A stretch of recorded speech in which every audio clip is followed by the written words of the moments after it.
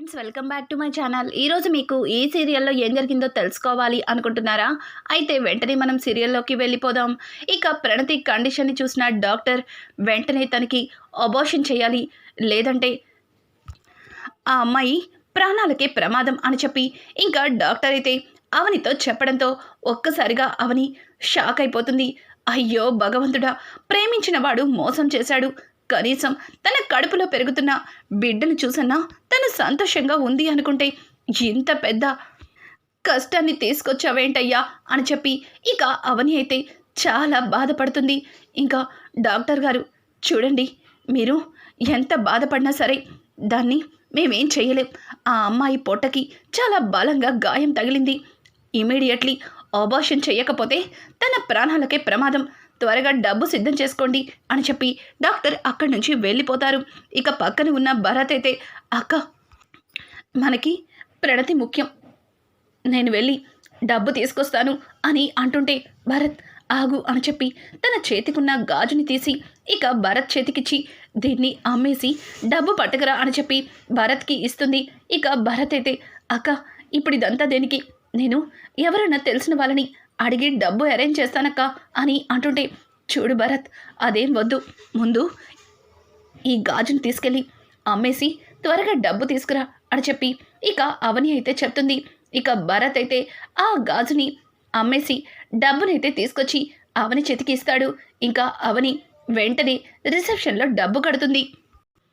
ఇక ఇదంతా ఇలా ఉండగా దయాకర్ అయితే, ఏంటి వీళ్ళు ఇంకా ఇంటికి రాలేదు అని చెప్పి గుమ్మం దగ్గర ఎదురు చూస్తుంటే, స్వరాజ్యం ఏంటండి వాళ్ళ కోసం ఇక్కడి నుంచుని ఎదురు చూస్తున్నారు, ముందు భరత్కి కానీ అవనికి కానీ ఫోన్ చేయండి, ఏం జరిగిందో తెలుసుకోండి, ప్రణతి కనిపించిందో లేదో అని చెప్పి ఇక స్వరాజ్యం మాట్లాడుతుంటే, ఇంకా దయాకర్ అయితే అవనికి కాల్ చేస్తాడు.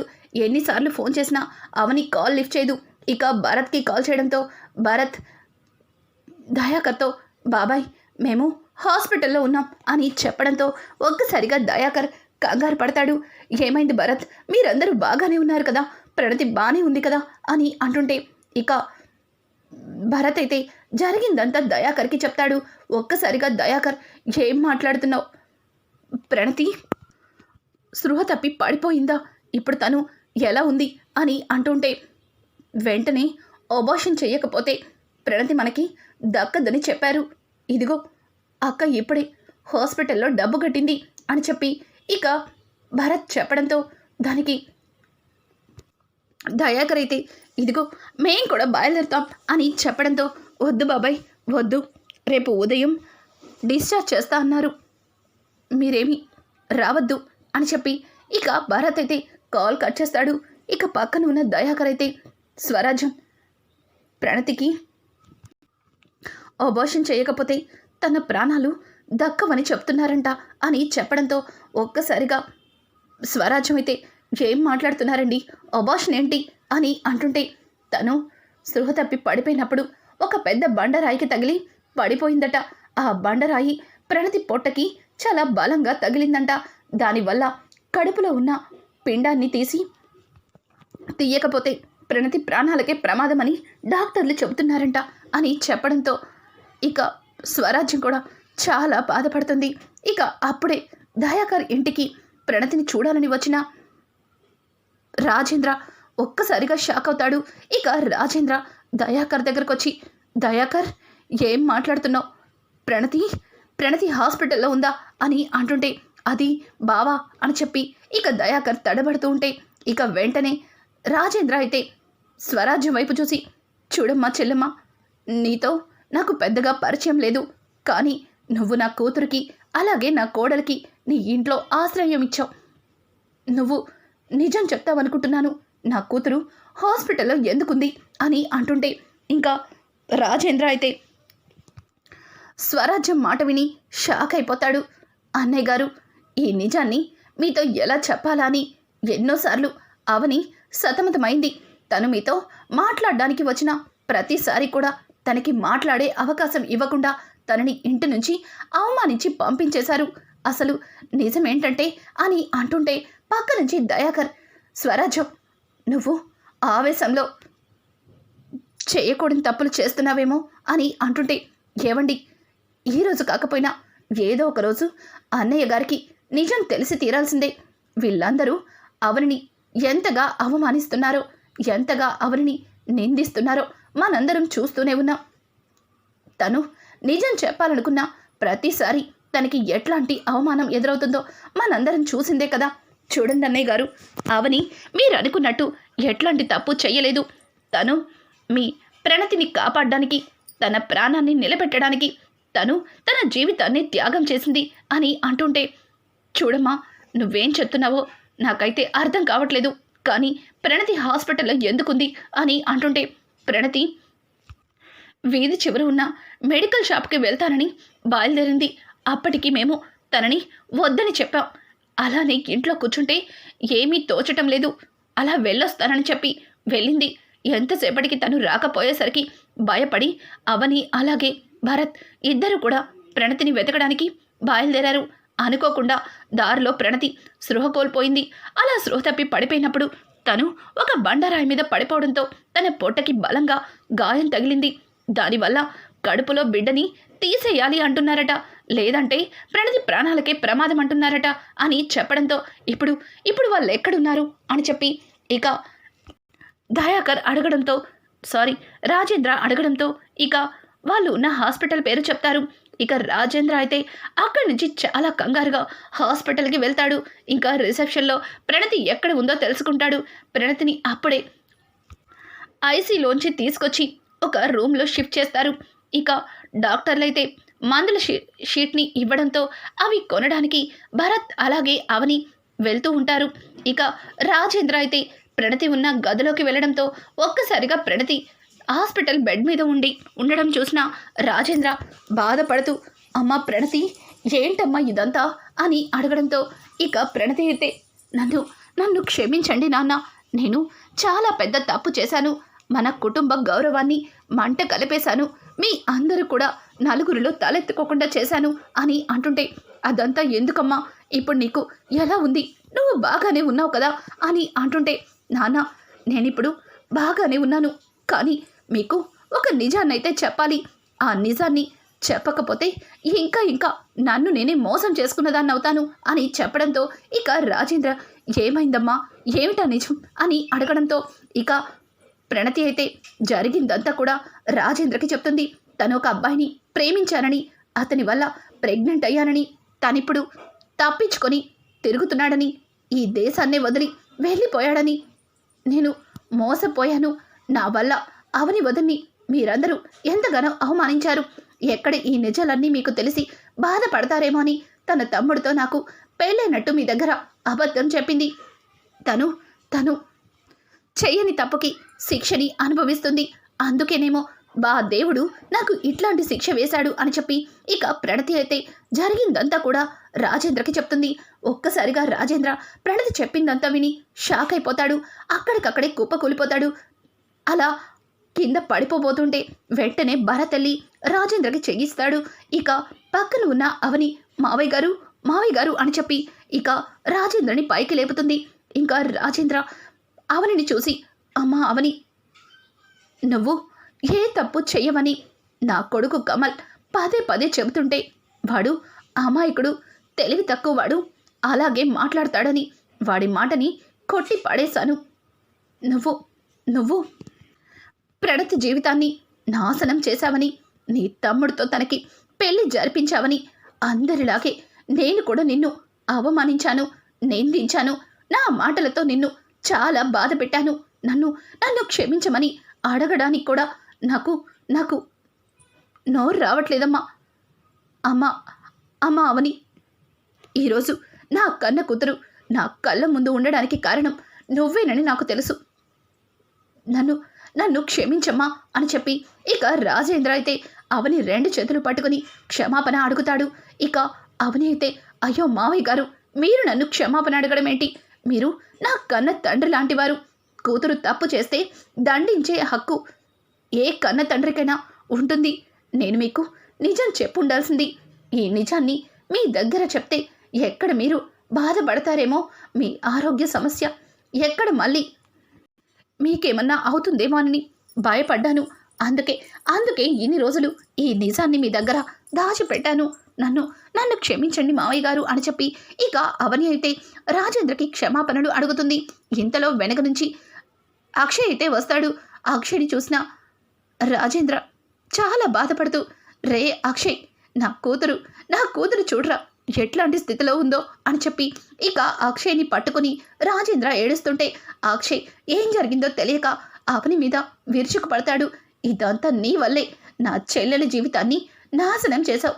చివరికి నా చెల్లెల్ని ఇలా బెడ్ మీద పడుకోబెట్టావు. నువ్వు మా ఇంటికి కోడలిగా ఏమంటూ అడుగు పెట్టావో వచ్చిన రోజు నుంచి ప్రతిరోజు కూడా ఇదిగో ఇట్లాంటి ఏదో ఒక గొడవలు జరుగుతూనే ఉన్నాయి అని చెప్పి ఇక అక్షయ్ అయితే అవనిని ఇష్టం వచ్చినట్టు మాట్లాడతాడు. పక్కన ఉన్న ప్రణతి భరతులిద్దరూ అన్నయ్య అది కాదన్నయ్య నేను చెప్పేది అని అంటుంటే, వద్దమ్మా వద్దు, ఇంకా నువ్వు ఈ అవని గురించి నాకేం చెప్పద్దు, చాలు, ఇంతవరకు నువ్వు చేసిన మాయలు మంత్రాలు చాలు. నా చెల్లెల్ని పెళ్లి చేసుకున్న నీ తమ్ముడిని ఇప్పుడే మా ఇంటికి తీసుకెళ్ళిపోతాను. డాక్టర్ గారు వీళ్ళిద్దరిని డిశ్చార్జ్ చేస్తారా అని అడగడంతో ఇక డాక్టర్ గారు, చూడండి ఆ అమ్మాయిని కాస్త జాగ్రత్తగా చూసుకోండి అని చెప్పడంతో ఇక అక్షయ్ అయితే ప్రణతిని అలాగే తనతో పాటు భరత్ని కూడా వాళ్ళింటికి తీసుకెళ్తానికి ప్రయత్నిస్తూ ఉంటే భరత్ వెళ్లకుండా అక్కడే ఆగిపోతాడు. ఏమైంది? నా చెల్లెలి భర్తగా నిన్ను గౌరవించి నా ఇంటికి తీసుకెళ్తుంటే రావేంటి అని అడగడంతో, చూడండి మీరనుకుంటున్నట్టు నేను మీ చెల్లెలి మెడలో తాళి కట్టలేదు. మీ చెల్లెలికి నాకు ఎట్లాంటి సంబంధం లేదు. ఎన్ని రోజులు నీ చెల్లెలికి భర్తగా నటించడానికి కారణం నా అక్క కోసం. నా అక్కని మీరు అవమానిస్తున్నప్పుడు, మా అక్కని మీ ఇష్టం వచ్చినట్టు మాట్లాడుతున్నప్పుడు తన భర్తగా తన పక్కన నటించాల్సిన అవసరం నాకు లేదు అని చెప్పి భరత్ అక్కడే ఆగిపోతాడు. ఇక అవని అయితే భరత్ అని అంటుంటే, అక్క నువ్వు కొట్టు తిట్టు ఏమన్నా చెయ్యి, పడతాను, అంతేగాని నీకు విలువ లేని చోట నేను ఎలా ఉంటాను? నా వల్ల కాదు, నన్ను క్షమించు అక్క అని చెప్పి ఇక భరత్ అయితే తిరగబడతాడు. అక్షయ్ ఒక్కసారిగా భరత్ అన్న మాటలకి షాక్ అయిపోతాడు. నాన్న చూశారుగా వీళ్ళందరూ కలిసి ఎంత పెద్ద డ్రామాలు నడుపుతున్నారో. వీడేమో నా చెల్లెలి మెడలో తాళి కట్టి పీటల మీద పెళ్లిని ఆపేశాడు. ఇప్పుడు నా చెల్లెల్ని హాస్పిటల్ పాలు చేశారు. పైగా క్షమించి తిరిగి ఇంటికి తీసుకెళ్తానని నా అంతట నేనే బ్రతిమలాడుతుంటే వీడు చూసారా ఏకంగా ప్రణతి మెడలో తాళే కట్టలేదని మరొక నాటకాన్ని మొదలుపెట్టాడు. అమ్మా మహాతల్లి, నిన్ను ప్రేమించి పెళ్లి చేసుకున్నందుకు నాకు తగిన శిక్షని వేశావు, కానీ నాతో పాటు నా కుటుంబాన్ని కూడా ఎందుకు ఇంతలా బాధ పెడుతున్నావు అని చెప్పి ఇక అక్షయ్ అయితే అవని మీద విరుచుకుపడుతుంటే పక్కన ఉన్న రాజేంద్ర తట్టుకోలేక అక్షయ్ చెంప పగల కొడతాడు. ఒక్కసారిగా అక్షయ్, నాన్న ఏమైంది అని అడగడంతో, ఛీ, నువ్వు ఏం మాట్లాడుతున్నావో నీకేమన్నా అర్థమవుతుందా? ఇదేనా నువ్వు అవనిని అర్థం చేసుకున్నది? తనని ప్రేమించి పెళ్లి చేసుకుని ఇంటికి వచ్చినప్పుడు నువ్వు నాకు చాలా గొప్పవాడిలా కనిపించావు, కానీ ఈరోజు అదే నోటితో అవనిని ఇష్టం వచ్చినట్టు మాట్లాడుతూ ఉంటే నాకు నీ మీద అసహ్యం కలుగుతుంది. ఇంత జరుగుతున్నా ఏం జరుగుతుందో తెలుసుకోకుండా ఇలా ఇష్టం వచ్చినట్టు నోటికి వచ్చినట్టు మాట్లాడుతున్నావేంటి అని చెప్పి ఇక రాజేంద్ర అయితే అక్షయ్ మీద విరుచుకుపడతాడు. పక్కన ఉన్న అవని, మావయ్య గారు ప్లీజ్ ఆగండి, ఆవేశపడకండి అని అంటుంటే, చాలమ్మా చాలు, ఈ మంచితనంతో ఇంకా ఎందరి మనసులు గెలుచుకోవాలని అనుకుంటున్నావు? నువ్వు ఎవ్వరి మనసుని గెలుచుకోనక్కర్లేదు. నీ జీవితాన్ని నీ కాపురాన్ని నువ్వు చక్కదిద్దుకుంటే చాలు. రే, నీ చెల్లెలి జీవితం కోసం తన జీవితాన్ని బలంగా పెట్టిందిరా. ఇదిగో ఈ భరత్తో నీ చెల్లెలికి పెళ్ళయిందని అబద్ధం చెప్పి నీ చెల్లెలి ప్రాణాలని కాపాడిందిరా. అట్లాంటి దేవతని పట్టుకుని ఇట్లా నీ నోటికొచ్చినట్టు మాట్లాడడానికి నీకు సిగ్గనిపించట్లేదా? ఇంతమంది చెప్తున్నా నీకు నిజాన్ని నమ్మాలనిపించట్లేదా అని అంటుంటే ఒక్కసారిగా అక్షయ్, నాన్న ఏం మాట్లాడుతున్నారు? ఇంతవరకు ప్రణతి మనకి చెప్పిందంతా నిజమా అని అంటుంటే, రే, ఏ ఆడపిల్లైనా సరే తన మెడలో తాళి కట్టిన భర్తని కట్టలేదని ఎవరన్నా చెప్తారా? అలాగే తన కడుపులో పెరుగుతున్న బిడ్డకి తను తండ్రి కాదని చెప్తారా? కానీ ప్రణతి చెప్పిందంటే అది నిజమని నీకు నమ్మాలనిపించలేదా? చూడు అక్షయ్, నీ చెల్లెలు ఒకడిని ప్రేమించి మోసపోయింది. ఆ బాధని తట్టుకోలేక చచ్చిపోవాలనుకున్న నీ చెల్లెల్ని కాపాడి ఇదిగో మన కళ్ళ ముందు నిలబెట్టిందిరా ఈ దేవత. ఇట్లాంటి దేవతని మనం అర్థం చేసుకోలేక అందరం కలిసి అవమానించాం, తిట్టాం, ఇంటి నుంచి మెడ పట్టుకుని నిర్దాక్షిణ్యంగా బయటికి గెంటేశాం. చాలు, ఇంతవరకు చేసిన తప్పులు చాలు. ఇప్పటికైనా నిజం తెలిసింది. అమ్మా అవని, నువ్వింకా ఇక్కడే వనవాసం చేయడం నాకిష్టం లేదు. ఈ రోజు నుంచి నువ్వు నీ భర్త కలిసి మన ఇంట్లో అందరితో సంతోషంగా ఉందాం, పదండి వెళ్దామని చెప్పి ఇక అవనిని తీసుకొని అక్కడి నుంచి రాజేంద్ర బయలుదేరుతుంటే అక్షయ్ అవనిని పట్టుకొని, నన్ను క్షమించు అవని, నేను చాలా పెద్ద తప్పు చేశాను, నన్ను క్షమించు. నువ్వు సీతని రాముడు అనుమానించాడు కానీ రాముణ్ణి సీత ఎప్పుడు కూడా అనుమానించలేదు, అవమానించలేదు. కానీ ఈ రాముడు ప్రతిసారి చెయ్యని తప్పుకి సీతని అవమానిస్తూ నిందిస్తూ వచ్చాడు. అలాగే అరణ్యవాసాల్లో వదిలేశాడు. ఈ రాముడు తప్పుని తెలుసుకున్నాడు. నన్ను క్షమించవా అని చెప్పి ఇక అక్షయ్ అవనిని క్షమాపణ అడగడంతో అవని చాలా ఆనందంగా, ఏవండి నిజమేంటో తెలుసుకున్నారు, ఇక చాలు అని చెప్పి ఇక అవని కూడా చాలా సంతోషంగా నవ్వుతూ వాళ్ళతో మాట్లాడుతుంది. ఇక ప్రణతిని తీసుకుని అక్షయ్ అలాగే రాజేంద్ర ఇంటికైతే వస్తారు. వాళ్ళని చూసిన పల్లవి షాక్ అయిపోతుంది. ఇంకా వెంటనే తన పక్కన ఉన్న వాళ్ళ అమ్మమ్మతో, అమ్మమ్మ ఒక్కసారి అటు చూడు, అవనిని అలాగే ప్రణతిని తీసుకొని అక్షయ్ బావ ఇక మావయ్య వస్తున్నారు.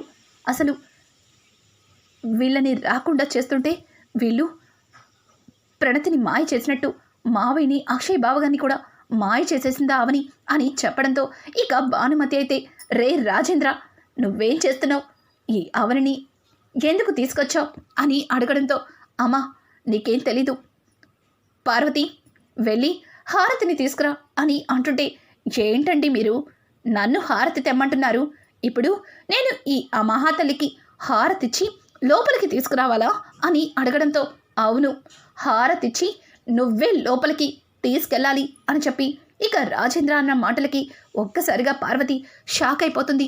అంటే నేను ఈ మహాతల్లికి హారతిచ్చి నేను తప్పు చేశాను, నన్ను క్షమించు అని చెప్పి తన కాళ్ళ మీద పడి లోపలికి తీసుకురావాలి, అంతే కదా? అంటే నేను ఏమైపోయినా పర్వాలేదు, నేను ఈ ఇంట్లో లేకపోయినా పర్వాలేదు, కానీ ఈవిడ గారు మాత్రం ఈ ఇంట్లో రాజ్యం వెళ్ళాలని మీరందరూ కలిసి నిర్ణయించుకున్నారని నాకు అర్థమైంది, అందుకే కదా ఇలా వెంట పెట్టుకుని మరీ తీసుకొచ్చారు అని చెప్పి పార్వతి అయితే ఇంకా రాజేంద్రని తీస్తూ ఉంటే పక్కనున్న అక్షయ్, అమ్మా ఒక్కసారి మేము చెప్పేది అని అంటుంటే, చాలరా చాలు, నువ్వు కూడా మీ నాన్నతో చేరి ఈ అవనిని ఇంటికి తీసుకొచ్చినప్పుడే నాకు అర్థమైంది, నువ్వు కూడా మీ నాన్నలాగే అలాగే ఈ ప్రణతిలాగే మారిపోయారు అని. ఈ అవని నన్ను చంపాలని ప్రయత్నించింది, అలాగే ఈ ఆస్తి మొత్తాన్ని కాజేయాలని చూసింది, వాటన్నింటినీ పక్కన పెట్టి తనని పెళ్లికి పిలిస్తే నలుగురిలో మనందరం తలెత్తుకోకుండా చేసేసింది, పీటల మీద పెళ్లిని ఆపి తన తమ్ముడితో ప్రణతి మెడలో తాళి కట్టించింది, ఎక్కడ వాళ్ళిద్దరి పెళ్లికి ఒప్పుకోమని పెళ్లి కాకముందే నా కూతురు తల్లయ్యేలా చేసింది, ఇన్ని తప్పులు చేసింది, ఆ తప్పులన్నిటినీ పెద్ద మనసుతో క్షమించి మన కూతురు పెళ్లిని మన చేతుల మీద జరిపించాలని ప్రణతికి అలాగే తన తమ్ముడు భరత్కి మరొకసారి పెళ్లి చేద్దామని తనని అడిగితే ఈ పెళ్లి జరగదని, అది జరిగే పని కాదని అందరి ముందు బలంగా చెప్పి ఇంటి నుంచి వెళ్ళిపోయింది. ఇట్లాంటి ఆడదాన్ని ఏం మొహం పెట్టుకొని తీసుకొచ్చారండి అని చెప్పి ఇంకా పార్వతి అడుగుతుంటే, ఎందుకంటే భరత్కి అలాగే ప్రణతికి నిజంగానే పెళ్లి జరగలేదు కాబట్టి తను ఈ పెళ్లి జరగదని చెప్పింది, తను చెప్పిన దానిలో అబద్ధం ఏమాత్రం కూడా లేదు. ప్రణతి ఆ రోజు మన ఇంటికొచ్చి అందరికీ నిజం చెప్పింది, కానీ ఆ నిజాన్ని అబద్ధమని గుడ్డిగా నమ్మి తనని ఇంటి నుంచి పంపించేశాం అని అంటుంటే పక్క నుంచి పల్లవి, అది మావయ్య గారు మీరు అని అంటుంటే, చూడమ్మా పల్లవి, ఎన్ని రోజులు నువ్వు ఏం చెప్తున్నా సరే మేమందరం గంగిరెద్దుల్లా తల ఊపాం. నువ్వు చెప్పిందంతా నిజమని నమ్మాం. కానీ నువ్వు చెప్పిన దానిలో ఏ మాత్రం కూడా ఎక్కడ నిజం లేదు. నువ్వు చెప్పినవన్నీ అబద్ధాలే అని చెప్పి ఇక రాజేంద్ర అయితే పల్లవి నోరు మూయిస్తాడు. ఒక్కసారిగా పల్లవి, ఇదేంటి నా మాటని అబద్ధం అంటున్నారు? నేను ఎక్కువ మాట్లాడితే ఇదంతా నేనే చేశానని నా మీదకొస్తుంది. కాసేపు నేను సైలెంట్గా ఉంటే మంచిది అని అనుకునే సమయంలోనే పక్క నుంచి శ్రేయ, మావయ్య గారు అదేంటి మీరు అలా మాట్లాడుతున్నారు? ఈ అవని ఏం చేసిందో మనందరం చూశాం కదా అని అంటుంటే, చూడండి, నువ్వు శ్రీకర్ పెళ్లి చేసుకున్న పెళ్ళి నాకే మాత్రం ఇష్టం లేదు. మీ ఇద్దరిని ఈ ఇంట్లో ఉండడానికి కూడా నేను ఒప్పుకోలేదు. కానీ మీ ఇద్దరు మళ్ళీ తిరిగి ఈ ఇంట్లో రావడానికి కారణం అవని అన్న సంగతి నువ్వు మర్చిపోవద్దు. నీ పెళ్ళిని దగ్గరుండి చేసింది అవని అన్న సంగతిని నువ్వు మర్చిపోయావేమో, కానీ మాకందరికీ గుర్తుంది. చూడమ్మా, అవని గురించి ఈరోజు నువ్వు వేలెత్తి చూపించడానికి వీల్లేదు. ముందు నువ్వు సైలెంట్గా ఉండు. రే శ్రీకర్ అని పిలవడంతో ఇక శ్రీకర్, నాన్న చెప్పారుగా, అర్థమైందిగా, ఇండైరెక్ట్గా నిన్ను నోరు మూసుకొని పక్కనుండమన్నారు. నోరు మూసుకొని ఉండకపోతే బయటకి వెళ్ళిపోవాల్సి వస్తుందని గుర్తుపెట్టుకో అని చెప్పి ఇక శ్రీకర్ అయితే శ్రేయకి గట్టిగా ఇస్తాడు. ఇంకా రాజేంద్ర, పార్వతి వెళ్ళి హారతిని తీసుకొస్తావా లేదా అని అడగడంతో ఇక పార్వతి, చూడండి, ఈ అవరిని మీరందరూ క్షమించి నెత్తిన పెట్టుకుని ఊరేగండి, నాకు అభ్యంతరం లేదు. కానీ ఇందులో నన్ను మాత్రం ఇన్వాల్వ్ చేయకండి అని చెప్పి పార్వతి బాధతో అక్కడి నుంచి వెళ్ళిపోతుంది. ఇక పల్లవి అలాగే శ్రేయ వైపు చూడటంతో కమలైతే, ఏంటి మీ ఇద్దరికి బొట్టు కాటుక పెట్టి స్పెషల్గా చెప్పాలా? మీ ఇద్దరు వెళ్ళి హారతిని తీసుకురమ్మని నాన్న చెప్తున్నారు అని అంటుంటే ఇక గత్యంతరం లేక పల్లవి అలాగే శ్రేయ స్వయంగా వాళ్ళ చేతుల మీద హారతినిచ్చి వీళ్ళని లోపలికైతే తీసుకెళ్తారు. ఇక రానున్న ఎపిసోడ్స్లో దీనంతటికీ కారణం పల్లవి హస్తం ఉందేమో అన్న నిజాన్నైతే అవని కనిపెట్టబోతుందా? ఇట్లాంటి లేటెస్ట్ ఎపిసోడ్స్ మీకు మరిన్ని కావాలి అనుకుంటే మా ఛానల్ని సబ్స్క్రైబ్ చేసుకోవడం మాత్రం మర్చిపోకండి. Thanks for watching. Bye friends.